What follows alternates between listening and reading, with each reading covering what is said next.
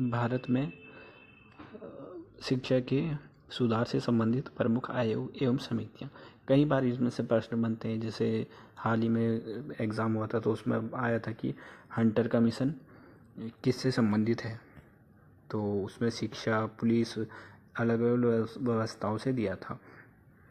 तो इसको एक बार देख लेते हैं, इसमें आप जो जो ठीक जैसा लगेगा आप नोट कर लेना। तो हंटर कमीशन सबसे पहले देखिएगा तो 1882 में तत्कालीन भारतीय वायसरॉय लॉर्ड रिफिन 1882 का गठन किया गया था। तो हंटर कमीशन किससे संबंधित था? शिक्षा से संबंधित था।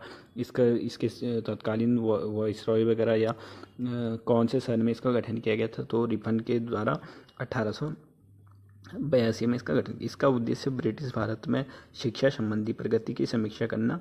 हंटर कमीशन ने प्राथमिक शिक्षा को अधिक व्यावहारिक करने का सुझाव दिया। देसी शिक्षा को प्रोत्साहन देने के साथ विशिष्ट शिक्षा को भी इसमें स्थान देने की वकालत की गई, जिसमें नैतिकता शिक्षा, धार्मिक शिक्षा इत्यादि आदि शामिल थे।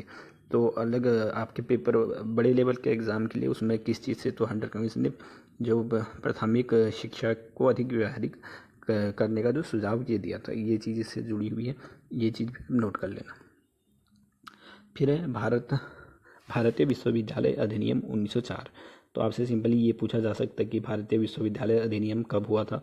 तो 1904 वर्ष 2002 में टॉमस रेले की अध्यक्षता में विश्वविद्यालय आयोग गठित किया गया था। रेले आयोग के सुझावों के आधार पर अधिनियम पारित हुआ था। इस समय भारतीय वायसराय लॉर्ड कर्जन थे। तो लॉर्ड कर्जन इस समय भारतीय वो थे, और इस अधिनियम द्वारा विश्वविद्यालयों में अनुसंधान तथा अध्यापन को व्यापक बनाने के लिए अध्यापकों को प्रशिक्षण की प्रक्रिया आरंभ की गई थी। तो ये आपका ये हो गया। फिर अगला देखते हैं 1913 का शिक्षा नीति संबंधी सरकारी प्रस्ताव।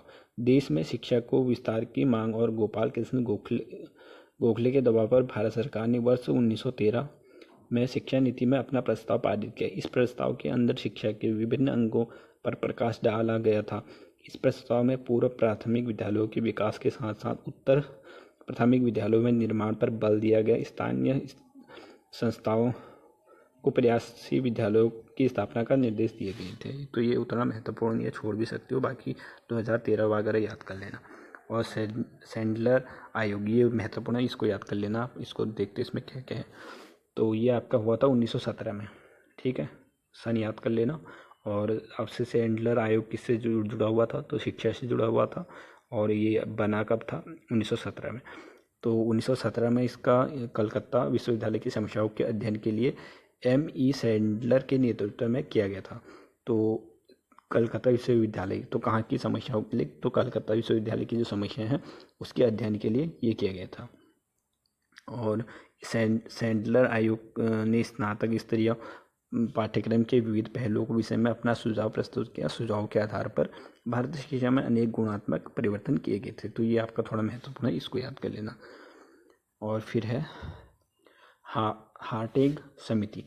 तो हार्टेग समिति ये भी शिक्षा से जुड़ी हुई है, और ये आपका 1929 में है। तो फिलिप जोसेफ हार्टेग की अध्यक्षता में हार्टेग समिति का गठन 1929 में किया गया था। इस समिति ने प्राथमिक स्तर पर शिक्षा की समस्याओं पर प्रकाश डाला। हार्टेग समिति ने स्वदेशी भाषा, साहित्य तथा इतिहास का ज्ञान प्रदान करने तथा प्रशिक्षित शिक्षकों की नियुक्ति पर बल दिया। शिक्षण सामग्री के अभाव में चिंताजनक को माना गया था, ये इसका वो है। और फिर है सार्जेंट, देखो सार्जेंट अलग है, सार्जेंट, तो ये आपका हुआ था सार्जेंट योजना। तो ये बनी थी आपकी 1944 में।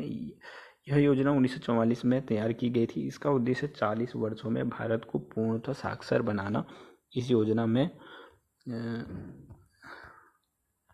देश भर के विद्यालयों का जाल फैलाने पर बल दिया गया था। और सार्जेंट योजना का औपचारिक नाम भारत में युद्ध उपरांत शिक्षा विकास पर सार्जेंट कमीशन की रिपोर्ट था। इसमें 6 से 11 वर्ष के बच्चों को निःशुल्क शिक्षा पर बल दिया गया था। तो आपसे ये पूछा जाएगा कि जो सार्जेंट कमीशन था इसमें कौन सी क्लास से मतलब बल दिया गया था? तो 6 से लेकर 11 वर्ष को जो बच्चे हैं उनको निःशुल्क शिक्षा पर बल दिया गया था। तो ये आपका शिक्षा से जुड़े हुए 2-4 जो भी थे 1 नंबर के लिए, ये आपका बन सकता है। ठीक है।